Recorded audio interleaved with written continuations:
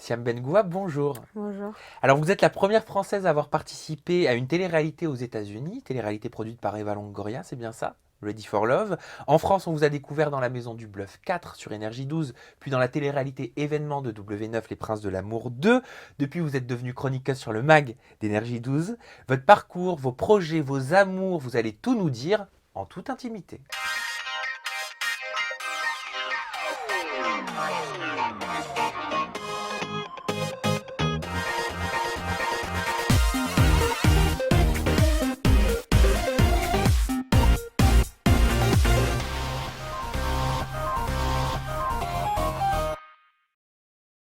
Siam, vous avez été étudiante aux États-Unis, vous avez obtenu votre master 2 en commerce international.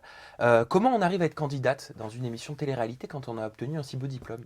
Alors en fait, comme je l'ai dit précédemment, la télé-réalité, ça m'est tombé dessus vraiment. Quand j'étais aux États-Unis, je faisais du théâtre et j'ai un directeur de casting qui a vraiment aimé ma pièce et qui m'a retrouvée sur les réseaux sociaux et qui m'a proposé de passer le casting pour être dans l'émission de Ready for Love d'Eva Longoria. Donc voilà, ça m'est vraiment tombé dessus. C'était jamais voulu. C'était vraiment, enfin, j'ai jamais voulu faire de la télé-réalité. Après, aux États-Unis, c'est vrai qu'on a une image de la télé-réalité beaucoup plus commune. On est moins stigmatisé en faisant de la télé-réalité aux États-Unis. Donc, je me suis dit pourquoi pas tenter l'expérience. Et puis, c'est vrai que la reconversion télé-réalité et artistique se fait beaucoup plus facilement dans ce pays. Donc, j'ai foncé. Puis, c'était mon ticket pour rester aux États-Unis. Donc, j'ai pas hésité une seconde. Et voilà, et j'ai passé les castings. Il y a eu plusieurs étapes. J'ai été prise. J'ai fait un beau parcours dans l'émission. Je suis arrivée jusqu'en demi-finale. Et voilà, malheureusement, au bout du troisième épisode, NBC a annulé À l'émission, déprogrammer l'émission, a ouais. déprogrammé l'émission. Et voilà, et c'était un petit peu à cause des Ballons Goria. Mais bon, je me Justement, suis déjà exprimée à ce sujet. Et voilà, c'est dommage parce que j'ai dû rentrer en France et faire autre chose. dans de nombreuses interviews, vous aviez dit qu'Eva Longoria avait bousillé votre carrière parce qu'elle était donc sortie avec un des bachelors de l'émission. Vous pensez que c'est une croqueuse d'homme, Eva Longoria? Je pense que c'est une séductrice, ouais, bien sûr. Après, croqueuse d'homme, je ne sais pas, je ne l'ai jamais connue dans l'intimité. Mais c'est vrai que c'est une femme qui peut tout faire pour l'homme qu'elle aime, ça c'est sûr. Quitte à déprogrammer une émission. Quand elle est amoureuse, il n'y a que ça qui compte, quoi. De retour en France, vous avez beaucoup communiqué sur cette émission et sur Bien cette sûr, histoire avec Eva Longoria. ouais. Est-ce que c'était pour vous une manière quelque part de vous venger? Non, c'était pas une manière de me venger, c'est juste que de partager mon expérience aux États-Unis. C'était juste ça le but et d'essayer de me faire connaître en France parce que vu que j'avais raté le coche aux États-Unis et puis la France c'est mon pays et comme j'aimerais, voilà, malheureusement je suis pas née de la cuisse de Jupiter, je n'ai pas de papa célèbre qui peut m'ouvrir les portes du showbiz, donc il a fallu que je véhicule, enfin que je communique Oui, c'était sur un vecteur pour voilà, vous. que je communique sur mon expérience aux États-Unis. Voilà, j'étais quand même à l'époque la première française ayant fait un prime time TV show Mm. sur la plus grosse chaîne internationale. C'est un petit peu dommage de pas en parler, quoi. Vous avez jamais été approché par Secret Story?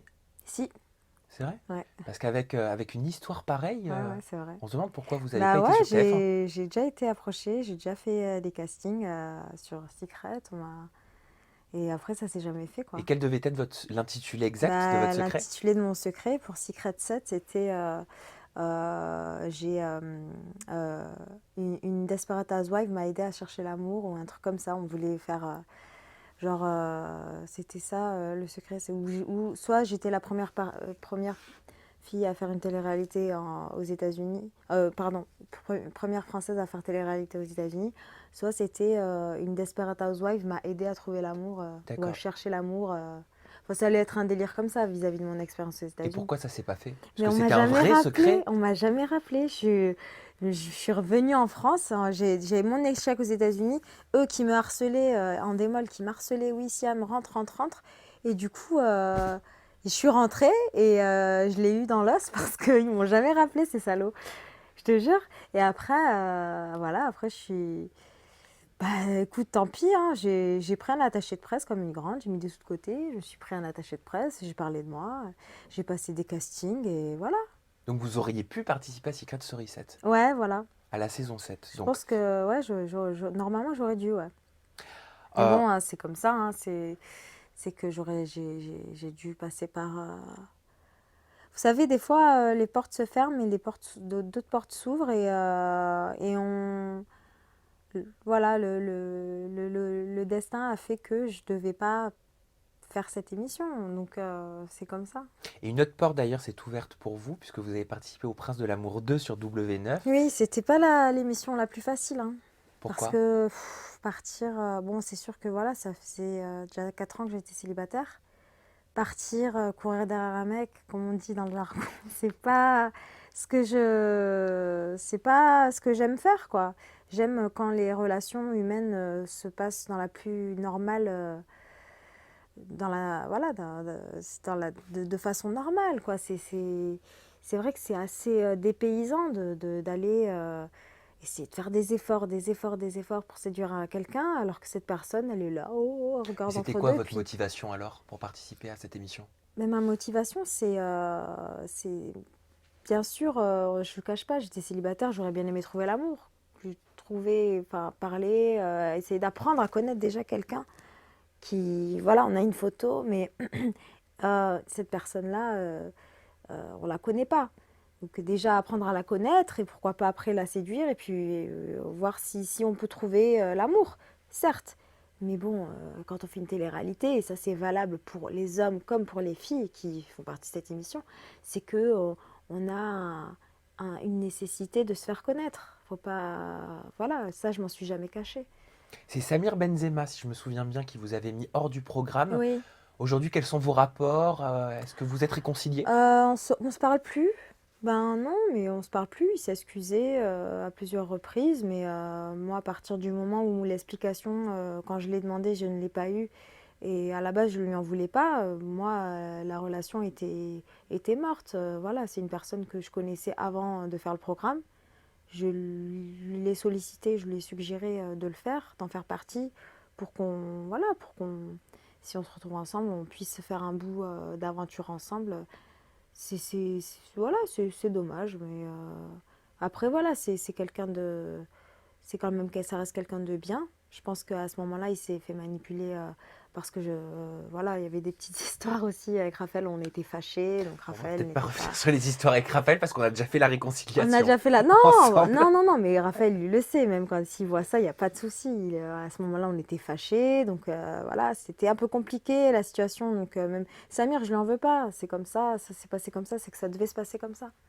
La production tourne en ce moment Les Princes de l'amour 3. Oui, ouais, Est-ce que ouais. vous avez été contacté pour y Non, retourner? pas du tout, non. Voilà, tout le monde était au courant de mon histoire avec Jessie. Puis même, je ne me voyais pas du tout revenir dans la saison 3. Non, non, non, non. Je laisse ma place. Chacun son tour. J'ai eu ma petite lueur de spotlight l'année dernière. C'est bon, c'est fini. Maintenant, je vais faire autre chose. Après avoir participé au Prince de l'amour, Énergie 12 a tellement été charmé par votre profil qu'ils vous ont engagé en tant que chroniqueuse sur le mag. Quel recul vous avez justement aujourd'hui sur cette expérience? Ben, je suis très contente et d'ailleurs, c'est grâce à Coralie. C'était l'ancienne programmatrice du MAG. C'est vrai qu'elle m'avait reçue plusieurs fois. J'étais déjà venue sur une chronique de Kevin Vatan parler de mon émission aux États-Unis en 2013. Et puis en 2014, Exact. quand je suis revenue sur le MAG, c'est vrai que Coralie m'aimait bien. Donc c'est elle qui a dit essayez de voir avec Siam. Et puis après, bon, toute l'équipe a validé. Et voilà, j'étais à l'essai, comme tout le monde au départ. Et ça s'est très bien passé. Et je suis très très contente et fière d'avoir fait part de cette aventure. Vous avez découvert chez Énergie 12 véritablement le métier de chroniqueuse. Qu'est-ce qui Oui. vous a véritablement plu dans ce métier? Ce qui m'a plu dans ce métier, c'est de pouvoir interagir, de pouvoir travailler chaque semaine des chroniques, de les faire en direct. C'est toujours excitant. J'ai rencontré énormément de gens, d'invités. Donc c'est toujours sympa de travailler en télévision et d'avoir un avis qui compte et de s'exprimer sur un plateau. C'est sympa. Aujourd'hui, vous vous sentez plus candidate de télé-réalité ou animatrice télé? Je me suis jamais sentie candidate de télé-réalité, vraiment. Moi, je suis une artiste. Je chante, je joue au théâtre, j'écris. Je suis pas juste. C'est comme si je vous demandais euh,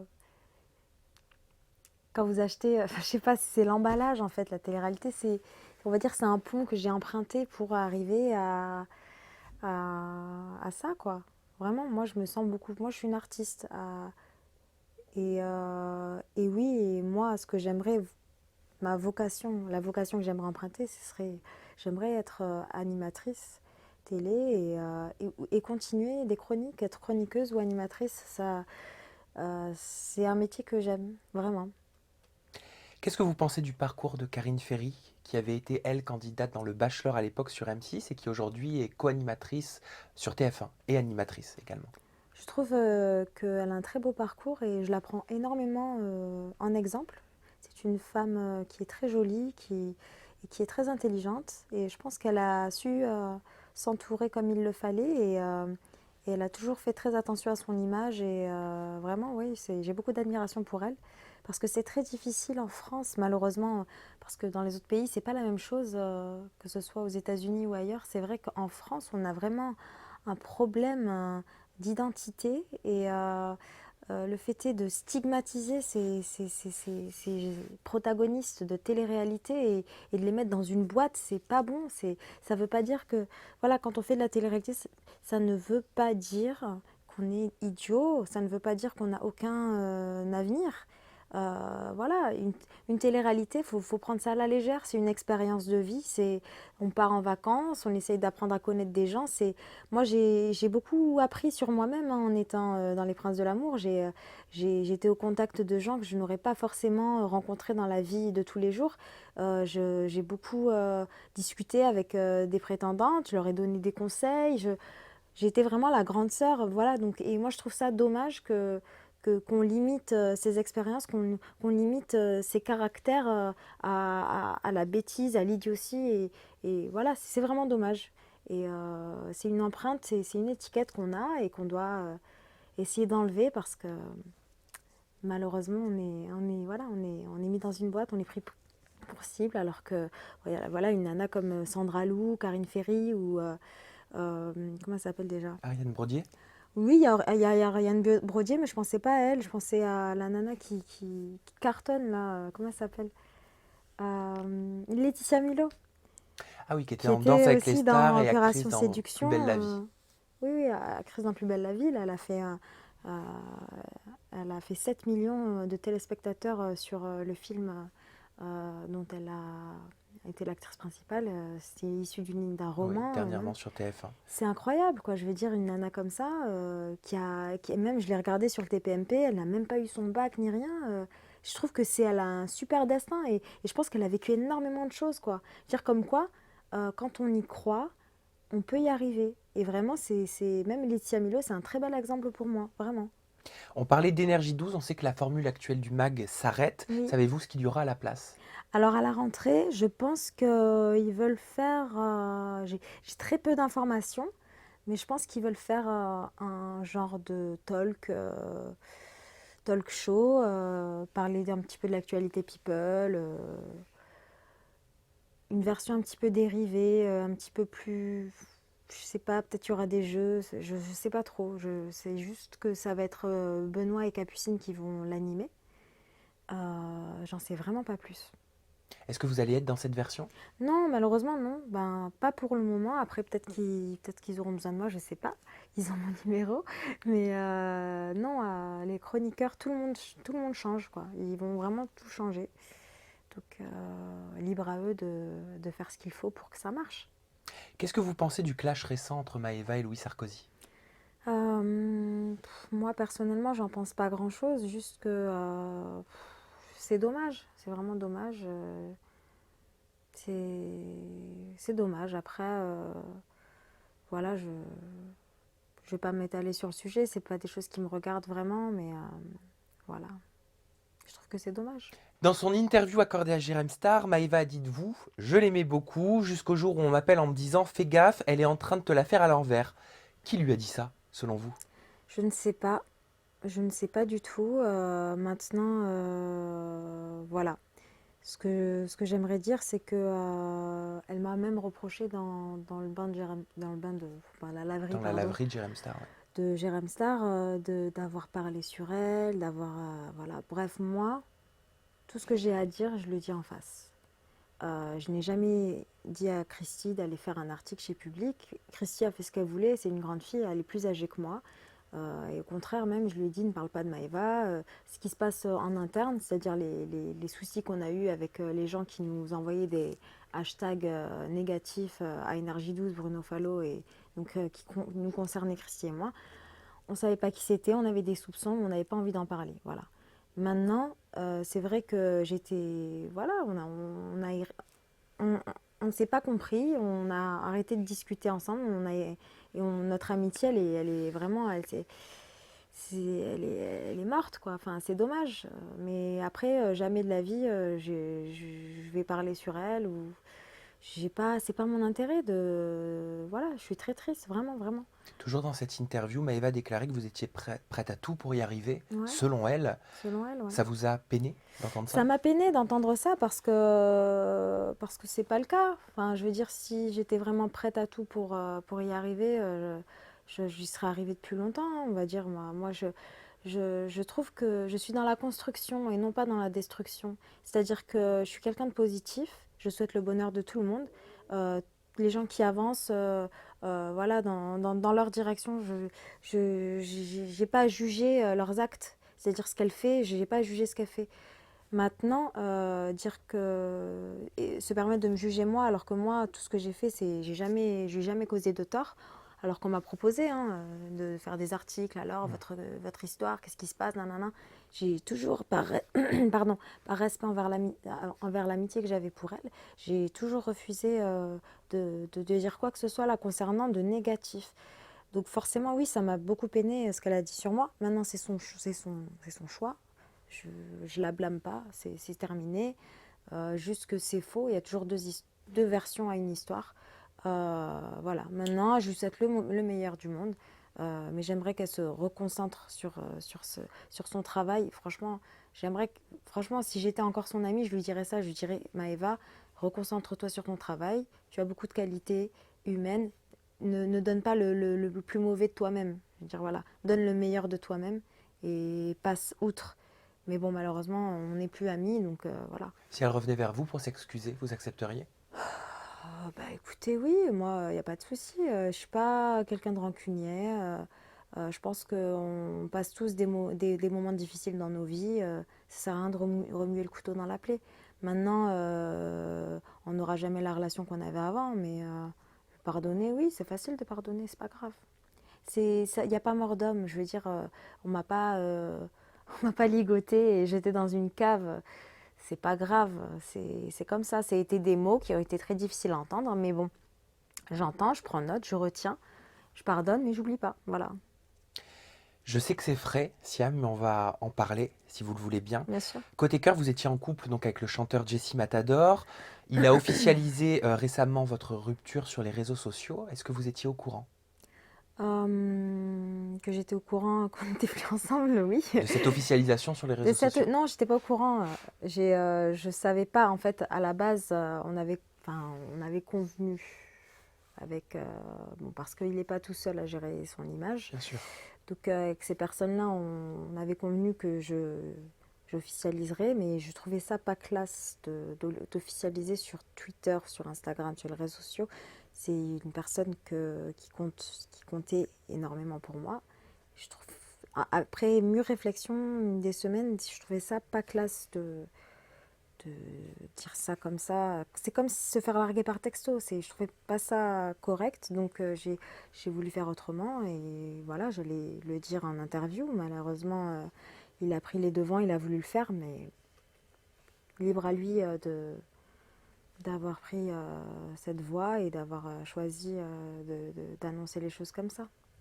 C'est son choix et voilà, j'étais pas... forcément pour. Maintenant, s'il a voulu, c'est sa stratégie de communication, c'est lui qui gère son image, c'est lui qui gère son, ses réseaux sociaux. Donc après, voilà, je peux pas, je, je, c'est indépendant de ma volonté. Lequel d'entre vous a rompu? On, D'un commun accord, voilà, on a vu qu'on n'arrivait pas, enfin, qu'on n'allait pas dans les mêmes directions et c'est d'un commun accord. C'est juste, c'est comme ça. C'est malheureux, mais c'est comme ça. Vous avez des regrets? Des regrets d'être Oui. sortie avec lui. Non, par rapport à votre histoire? Par rapport à mon Il vous manque? histoire, il me manque beaucoup, ouais. Ouais, il me manque, ouais. Mais après, quand on aime quelque chose, c'est comme quand on aime une drogue, hein, ça veut pas forcément dire que c'est bon pour vous, hein, mais oui, il me manque. Mais Vous étiez amoureuse? oui, ouais. Aujourd'hui, vous l'êtes encore? Peut-être, peut-être pas. Je répondrai pas à cette question, mais non, non, moi j'ai toujours été sincère avec toutes les personnes qui ont importé. Voilà, j'ai toujours été. Voilà, je collectionne pas les hommes. Je suis pas une croqueuse d'hommes. Quand j'ai quelqu'un qui est correct avec moi, qui m'apporte de l'attention, de l'intérêt, avec qui je m'entends et avec qui j'ai une relation amicale. Et voilà, une relation amoureuse, passionnelle, incroyable. Oui, je, je regrette la relation que j'avais avec lui, c'est sûr, mais bon, maintenant il faut aller de l'avant et voilà, voir d'autres horizons, travailler, et voilà. Vous allez pouvoir rester en bon terme, rester amis Oui, peut-être? absolument, il n'y a pas de souci, bien sûr, il le sait, il sait qu'il pourra toujours compter sur moi, et voilà, maintenant il doit se concentrer sur sa carrière et moi sur la mienne, et voilà, Allez, en parlant de carrière, justement, bah, oui, vous faites la transition parfaite parce qu'on va évoquer vos projets. Est-ce que vous avez des projets en télévision? oui, bien sûr, avec quelqu'un qui s'appelle Samizera. Mais qui est-ce? Vous pouvez Oui, nous en on a parler. des projets. Bon, déjà, bon, on avait commencé avec notre gîte agité, hein. C'est toujours une pastille qui peut intéresser n'importe quel programme qui serait bien sûr cool en télé, autre que sur le web. Ensuite, on a un projet de talk en access avec des chroniqueurs, des thèmes et des... Voilà, ça, c'est un petit mélange entre exclusif et comment ça va bien. C'est assez sympa et voilà, le pilote est écrit, est prêt à tourner et aussi, on aimerait faire une petite émission beauté mode. Je confirme. Tu confirmes? Je confirme. De quoi vous avez envie réellement en télé là pour les mois à venir? Est-ce que vous avez envie qu'une chaîne vous appelle, une émission en particulier? Oui, j'aimerais bien. Ah, moi, j'aimerais vraiment travailler avec Cyril Hanouna. J'aimerais vraiment travailler qui me fasse passer un casting pour Touche pas à mon poste. Je pense que j'ai un angle de télé-réalité qui pourrait intéresser l'émission. Et ouais, pourquoi pas. Vraiment, ça serait quelque chose de bien. Vous vous sentez donc de remplacer Nabila sur cette case? Pourquoi pas, ouais. Pourquoi pas. Voilà, j'ai été aux États-Unis, j'ai vu tout ce qui se passait là-bas. En France, pareil. J'ai fait mes chroniques dans le mag. Maintenant, j'ai beaucoup de ressources et beaucoup de potentiel que malheureusement je n'ai pas pu exploiter dans le mag. Le format de cette émission ne s'y prétend pas. Sur Touche pas à mon poste, on a vraiment la parole. On peut interagir, dire ce qu'on pense sur les invités, poser des questions. Et je pense qu'on a, comme c'est une émission qui est beaucoup plus longue que le mag, on a ce temps où on peut s'exprimer. Et voilà, donc j'ai entendu qu'il s'est passé des petits castings. Je ne serais pas contre, bien au contraire.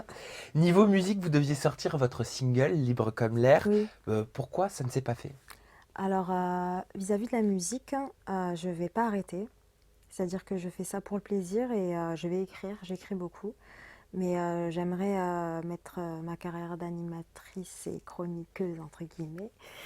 Euh, J'aimerais mettre, voilà, passer plus de temps sur mes chroniques et l'animation. Voilà, c'est par choix. C'est juste que, voilà. Et après, en parallèle, faire de la musique, même écrire pour d'autres artistes. C'est ce que je suis prête à faire là. Siam, merci beaucoup. C'est déjà fini? Bah oui, c'est déjà Ah, fini. Mais c'est normal, ça passe vite quand on est avec quelqu'un comme vous. ah, c'est gentil. Quoi qu'il en soit, moi de mon côté, je vous souhaite le meilleur. Vous avez plein de projets, il n'y a pas de raison que ça ne fonctionne pas. Bien Je suis sûr, persuadé que tout va marcher pour toujours vous. positive. De mon côté, en toute intimité, part en vacances, c'était aujourd'hui la dernière de la saison. J'aimerais vivement remercier Julien Bastida, c'est le réalisateur et le monteur de l'émission qui me supporte tous les vendredis, qui supporte mes pics de voix hauts dans ses montages. Olivier Visnelda à la régie, Michael Lescure au maquillage bien évidemment, le somptueux Seven Hotel à Paris qui nous permet de créer ce décor chic, magique, luxueux de semaine en semaine. Enfin, un grand merci à Public et à Public.fr d'avoir fait confiance au programme en toute intimité, de m'avoir fait confiance. Et bonne nouvelle, on revient dès la rentrée de septembre avec plein de nouveautés. Je vous dis ciao et à très bientôt.